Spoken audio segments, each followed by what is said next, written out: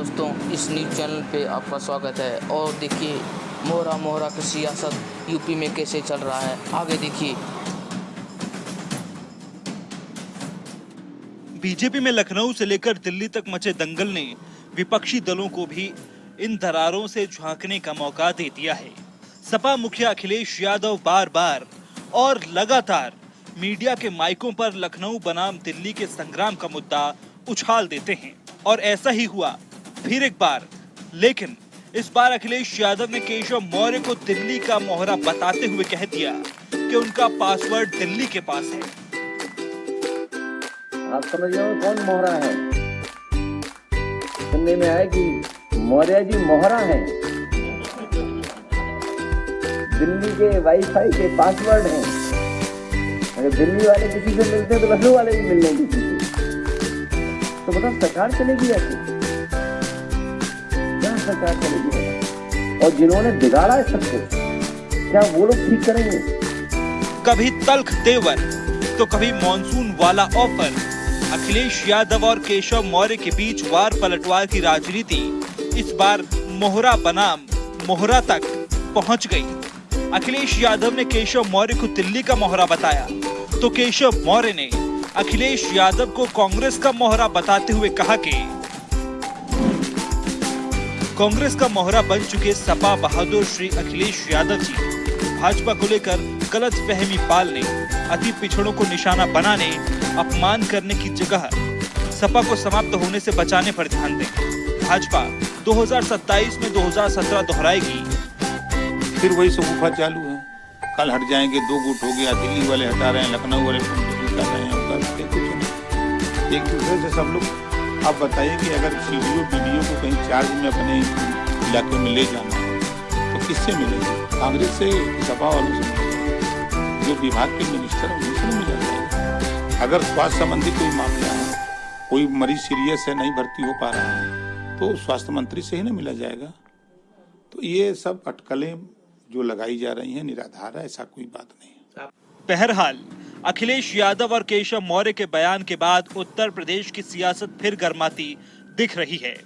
इस वार पलटवार के दंगल में सवाल यही है कि ये लड़ाई मोहरा वर्सेस मोहरा पर क्यों आई? क्या इस बिसात पर अभी और भी मोहरे बाकी हैं? मोहरे का मसला केवल इतना ही नहीं है कि केशव प्रसाद ने अखिलेश यादव को मोहरा कहा और अखिलेश यादव ने केशव प्रसाद को। उत्तर प्रदेश के भाजपा के आंगन में ये जो उछल कूद चली 4 जून के बाद से, उसमें कई लोग मोहरे बने और कई मोहरे पिट गए और कई मोहरे यू टर्न ले गए। मोहरे सब हैं, कई मोहरे पिटे और कई यू टर्न ले गए।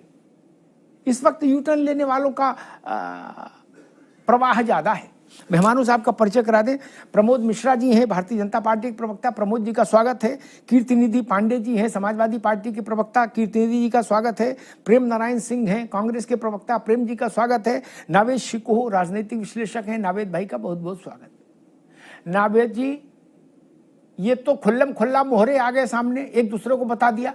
अखिलेश जी ने कहा दिल्ली वाले का पासवर्ड है मौर्य ने कहा कि ये तो देशद्रोही कांग्रेस के मोहरे हैं और दलित पिछड़ों के विरोधी हैं। अब अखिलेश जी को कम से कम पिछड़ों का विरोधी बताना तो फिर कहां? खैर, लेकिन 4 जून के बाद से जितने मोहरे अलग अलग रिमोट से चल रहे थे, क्या मैं देख रहा हूं पिछले 2 दिन से सबके रिमोट की बैटरी खत्म होती दिख रही मुझे और सारे मोहरे यू टर्न ले रहे हैं। नहीं जाना था जिधर के लिए उनको प्रेरित किया गया था, वो सब यू टर्न लेके भाग रहे हैं। राजभर निषाद, वीर बहादुर सिंह के बेटे फतेह बहादुर ने आज बड़ी मार्मिक चिट्ठी लिख दी है। क्या? पूज्य श्री योगी आदित्यनाथ जी महाराज के चरणों में नावेशी को। और ये 1.5 महीने से भूपेंद्र चौधरी मौन थे, आज वो भी बोल दिए कि महाराज जी को हटाने का कोई प्रश्न ही नहीं, कि सब फर्जी बातें। ये मामला अचानक से बरसात की मौसम की तरह कैसे हो गया रपटना? नावेद जी, आज ये बात सही है कि भाजपा में कुछ ना कुछ खटपट चल रही है, काफी दिनों से चल रही है। क्या चल रही है, सब लोग उसकी पर चर्चा कर रहे हैं और इस बात में किसी हद तक सच्चाई भी है। सच ये भी है कि भारतीय जनता पार्टी बहुत अनुशासित पार्टी रही है, लेकिन ये अनुशासन टूटा है।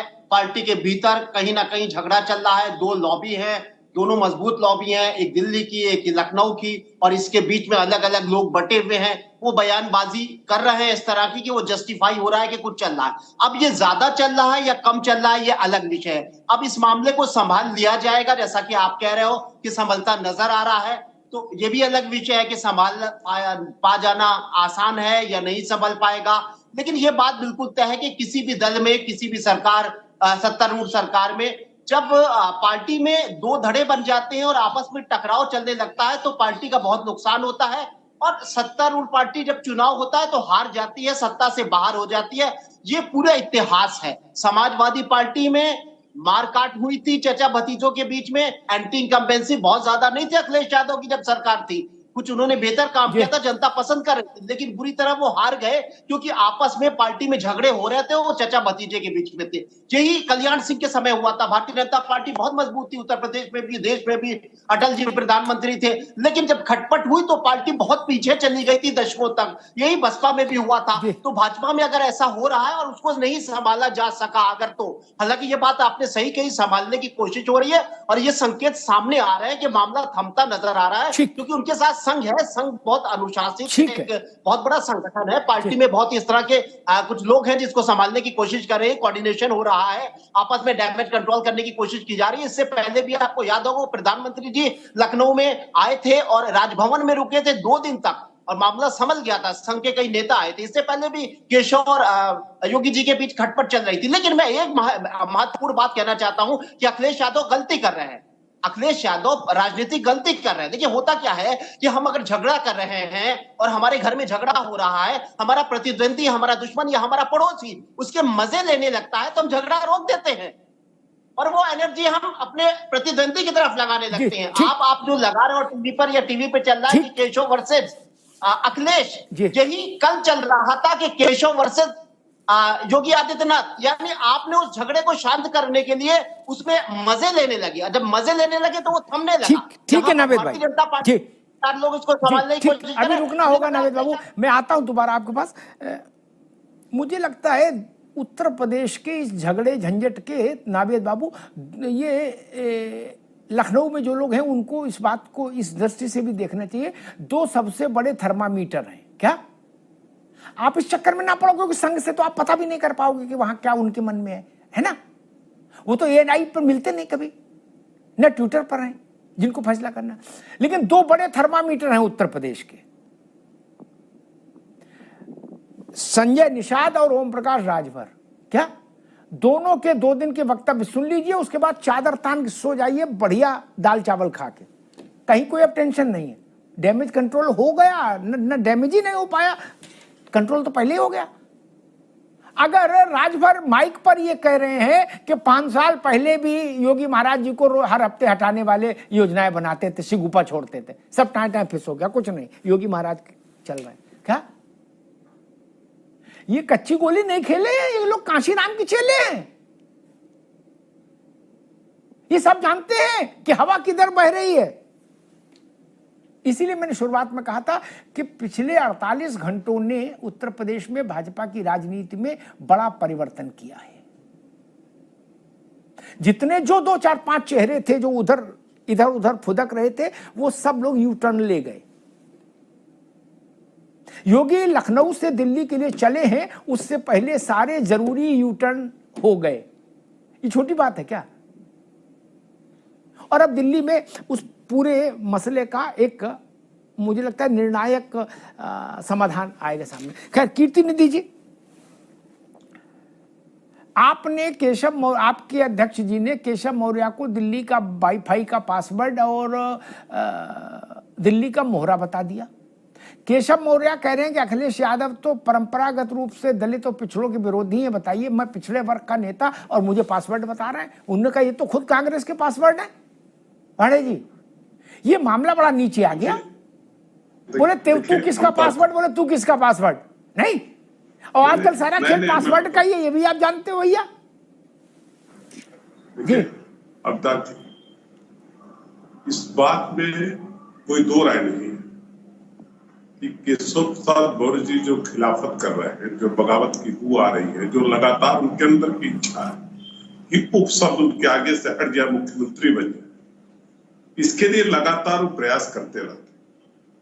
और इस बात से आप इनकार नहीं कर सकते कि इनके ऊपर दिल्ली की बर्दाश्त जरूर प्राप्त है, क्योंकि आपको याद है 2022 की विधानसभा चुनाव में भी केशव प्रसाद मौर्य चुनाव हार गए। अपने को पिछड़ों का नेता बता दें, अति पिछड़ों का नेता बता दें, लेकिन समाजवादी पार्टी के उम्मीदवार ने केशव प्रसाद मौर्य जी को चुनाव हराया 2022 के विधानसभा। 5 साल उप मुख्यमंत्री रहने के बाद भी अपनी विधानसभा, तो कितने बड़े नेता हैं कि नहीं है, ये जनता ने तय किया। और 2024 का भी लोकसभा चुनाव हुआ, पिछड़े, दलित, अल्पसंख्यक, आदिवासी, आदि आबादी, जो पीडीए का नारा था समाजवादी पार्टी का, उसका भी असर दिखा। बड़ी पार्टी बनकर के समाजवादी पार्टी उभरी। इसलिए ये तो सच है कि वो लगातार इस प्रयास में है कि उपशब्द उनके आगे से हट जाए, मुख्यमंत्री बन जाए। क्योंकि 2017 में भी जब चुनाव हुआ था तो मुख्यमंत्री का चेहरा बताया था भारतीय जनता पार्टी के लोग, और बनाया किसी और को था। वो जो टीस उनके अंदर है वो लगातार उभरती रहती है उनके अंदर, और जब उभरती है तब वो प्रयास करते रहते हैं। अच्छा, इसीलिए आप मजा ले रहे हैं लखनऊ लगातार। पांडे जी, इसलिए आप भी मजा ले रहे हैं? नहीं, मजा नहीं। देखिए, मजा लेने का सवाल नहीं है। सवाल है कि भारतीय जनता पार्टी कहती कुछ है और करती कुछ है। चेहरा किसी और का दिखाती है, बैठाती किसी और को है। दिल्ली से पर्ची भेज करके राज्यों में चीफ मिनिस्टर बना रही, पर्ची लेकर के जाते हैं प्रभारी लिए। विधायकों से तो पर्ची दिखाया जाता है कि पर्ची दिल्ली से आई है, तो पर्ची वाली सरकार बना रहे हैं भारतीय जनता पार्टी के लिए। तो असंतोष तो है, इस बात से आप इनकार नहीं कर सकते। लेकिन आपके ऑफर का असर नहीं पड़ा पांडे जी, आपके मानसून ऑफर का कुछ असर नहीं पड़ा जी। आपके मानसून ऑफर का कुछ असर नहीं पड़ा। देखिए, हम तो पिछड़े का सम्मान कर रहे हैं। मानसून ऑफर चला, इसके बाद विंटर ऑफर चलेगा। ऑफर तो लगातार जारी रहेगा। जुटे नहीं आदमी। ठीक बात है, ठीक है। कीर्ति बाबू रुकना होगा, कीर्ति बाबू रुकना। प्रेम नारायण सिंह जी के पास जाऊंगा, फिर प्रमोद जी के पास आऊंगा, क्योंकि सबके सवालों का जवाब भी उनको देना होगा। लेकिन कीर्ति निधि जी ने एक बात कही, उस पर मैं एक टिप्पणी जरूर करूंगा। उन्होंने कहा कि भाजपा वाले